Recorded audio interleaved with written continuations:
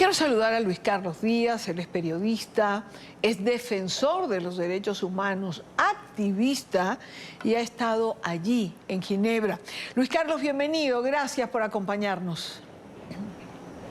Un abrazo inmenso, Dania. Igual para ti. ¿Un informe más presentado el día de hoy? Ni de cerca es un informe más de la Fact-Finding Mission. Ellos este año tuvieron la misión de levantar lo que ocurrió en el postelectoral del 28 de julio y además darse cuenta de que los patrones de represión se han vuelto mucho más crueles, pero muchísimo más crueles al nivel de que ellos mismos como expertos, los investigadores estaban dolidos por la cosa que está pasando en Venezuela. Y quiero destacar al menos tres. Uno, todo el tema del encarcelamiento de niños, niñas y adolescentes. Dos, la violencia sexual, el tema de cómo han abusado de presos hombres, mujeres, niñas y niños en prisión. Y esto además por una cadena de mando que lo permite, esto en manos de los funcionarios de Nicolás Maduro que están en distintos penales, distintas cárceles. Y tercero, el descubrimiento en este estudio de que también hay prácticas de esclavitud sexual, es decir, que no solamente abusan de algunos prisioneros y prisioneras, sino que además ofertan los servicios sexuales, le ponen precio a esos servicios para que la gente pueda tener agua, un colchón, una visita, una llamada a un familiar. Así que este escalamiento en Naciones Unidas está haciendo muchísimo ruido y por eso es que lograron, primero, que la defensa de Venezuela fuese tan débil. Diplomáticamente Venezuela hoy fue triste, una cosa donde perdieron vuelo, perdieron mucha iniciativa porque, bueno, empezaron a gastar el tiempo hablando de otras cosas. Y su principal aliado, que es Rusia, también tuvo un discurso bastante leve, bastante débil, bueno, como si formalmente los apoyara, pero no mucho más allá, sobre todo por la presión que están recibiendo. ¿Qué pasa del otro lado? Bueno, los gobiernos democráticos levantaron la voz, uno de los más importantes, de los primeros en tomar la palabra fue Noruega, el país que vivió en primera fila el diálogo, la manipulación del chavismo sobre el diálogo, y aquí se plantó firme en denuncia de los crímenes de lesa humanidad. Entonces, esto es un informe que va a traer consecuencias y eso ya lo sabe la sala. ¿Qué tipo de consecuencias puede tener este informe si tomamos en cuenta todas esas aristas que acabas de mencionar? Y Dania, los informes de la misión de determinación de hechos son los que han sustentado, por ejemplo, las sanciones individuales contra muchos funcionarios, también algunas sectoriales. Han abierto o han permitido tener contexto para abrir los procesos judiciales en la Corte Penal Internacional o el proceso que se lleva adelante en Argentina, que es un proceso importantísimo de jurisdicción universal. Se pudiesen abrir otros si otras jurisdicciones estuviesen más abiertas a hacerle caso a las víctimas y testigos que están en sus países.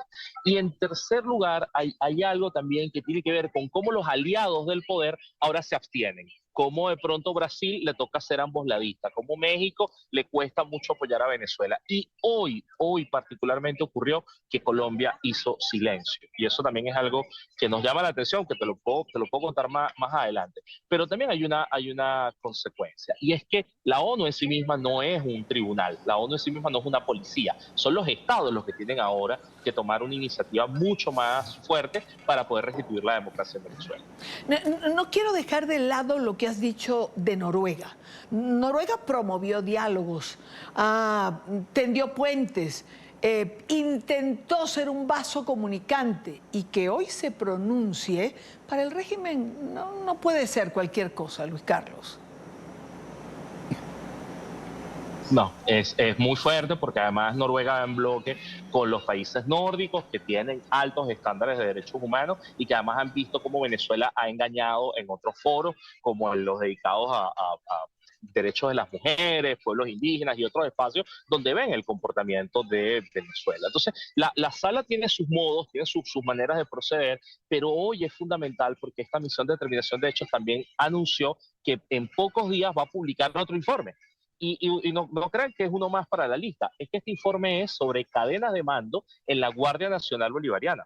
Ellos ya antes hicieron uno especializado en el SEBIN, en el DGCIN, hicieron uno sobre la FAES, que pasó a llamarse DAET, y que la misión determinó que es un engaño, que el cambio de nombre fue, vamos a decir, una manipulación y ya. Pero es que ahora el de la Guardia Nacional también va a demostrar cómo opera ese cuerpo de seguridad, quiénes dan las órdenes y en cuáles crímenes específicos están vinculados. Entonces, todo esto también ayuda a que muchas de estas personas sean señaladas, puedan ser juzgadas a futuro, pero por otro lado también a las víctimas les permite, en las solicitudes de asilo, de refugio en otros países, les permite acceder a protección. ¿Por qué? Porque el estándar con el que se hace este informe es muy alto, es de los más altos del mundo. Ya no las cosas no dependen de que te echaron un cuento, que salió un titular por allí. No, es que ya esto escaló y está comprobado por investigadores técnicos de Naciones Unidas.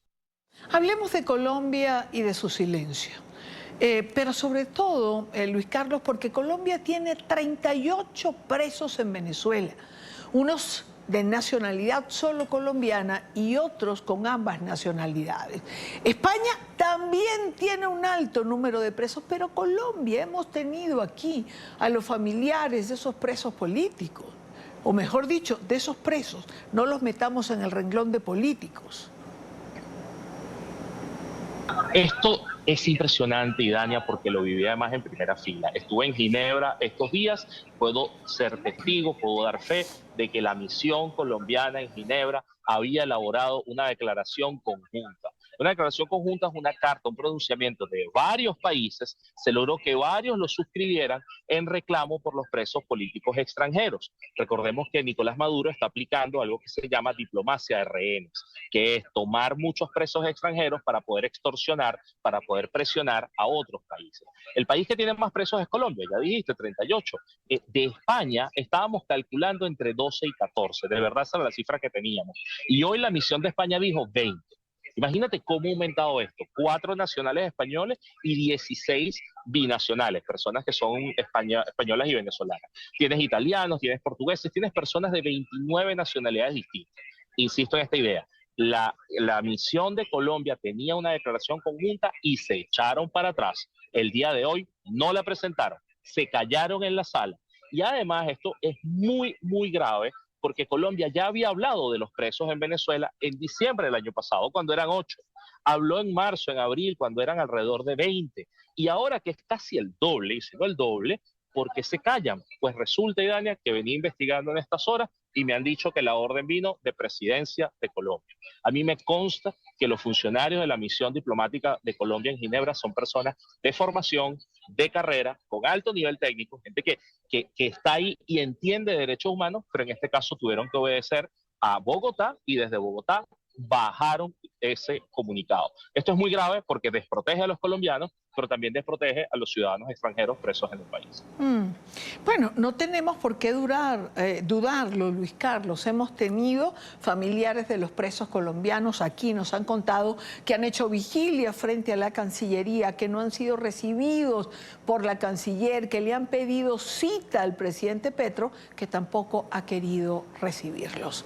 Ahora, sé que participaste además como sobreviviente de un centro de torturas en Venezuela. Y esto debe llamar la atención de quienes nos ven o nos oyen, de la importancia de los testimonios. Al final, toda esta narrativa se construye sustentada por el relato de las víctimas.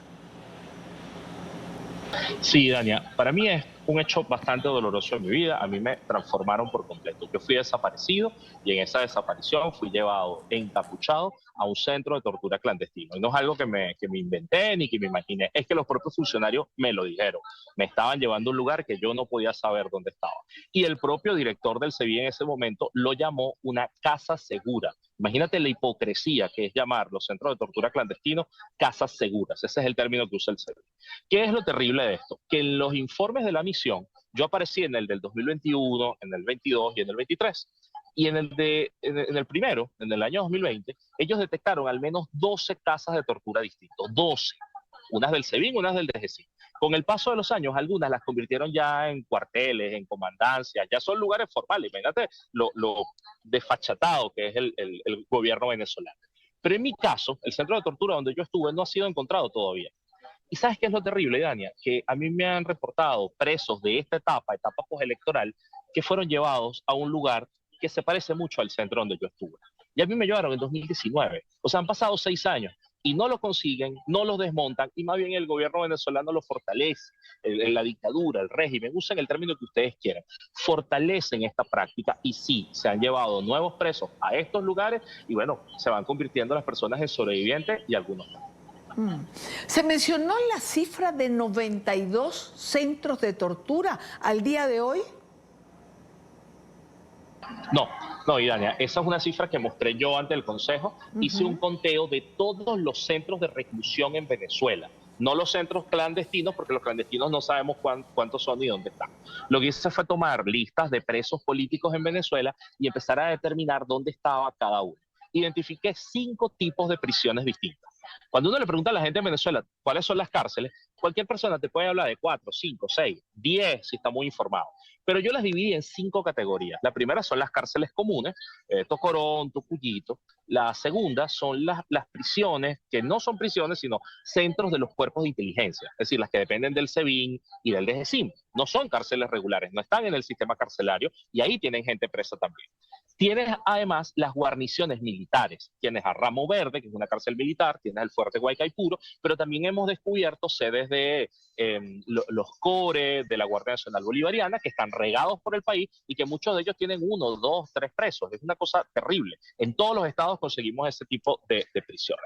Conseguimos el cuarto tipo, que son los centros no regulares. Y es que resulta, Idania, que en los documentos que yo conseguí, hay 4 presos políticos en hospitales, los tienen encadenados en camillas, uno de ellos en el hospital militar, lamentablemente con un cáncer muy avanzado. Entonces son presos que están en el hospital con unas esposas y con un guardia vigilando que no se escapen. Entre ellos, un periodista, Román Centeno, está también preso desde el año 2021. O sea, tienes ahí unas cantidades de cosas que son terribles. Y el quinto, por supuesto, los centros clandestinos. Entonces, contándolos todos, llegué a 92.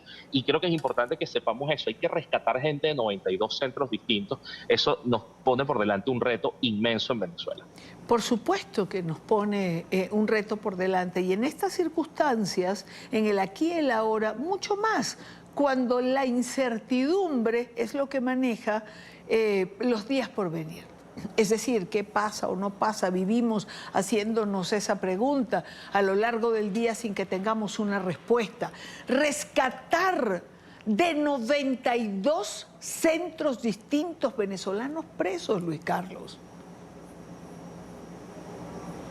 Yo siento que la gente lo que sienta que hay cierto espíritu de cambio, como por ejemplo lo hubo el 29 de julio, van a ir a las prisiones a buscar a sus familiares.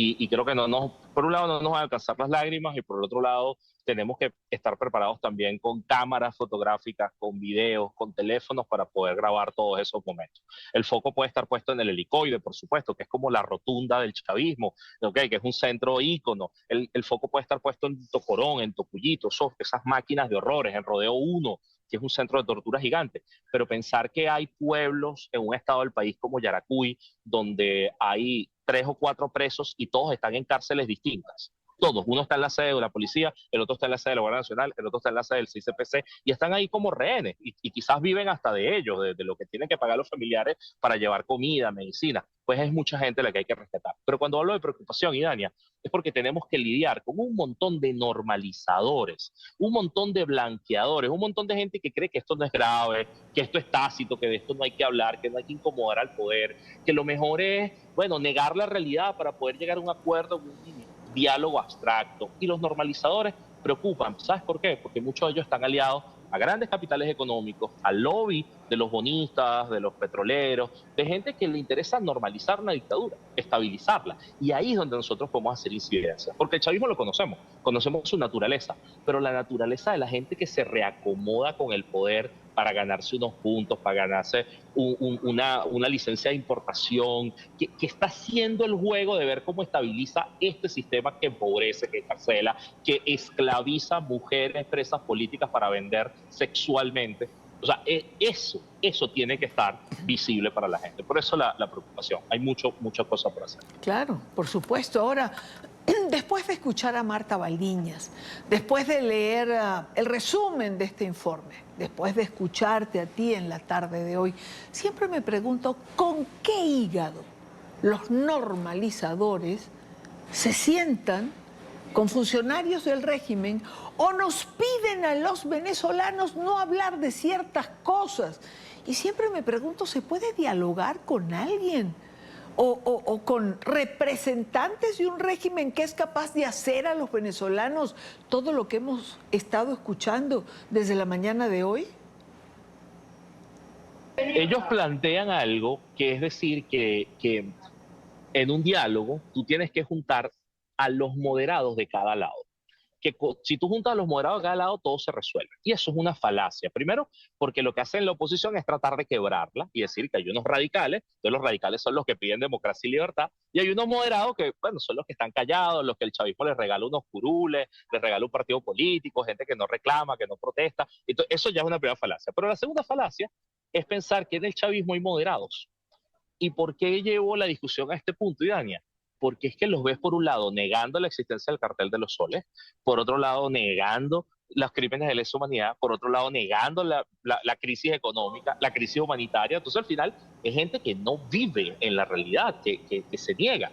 Y lo peor es que sus propios compañeros que están en prisión, porque el chavismo encarcela a los suyos, sufren lo mismo.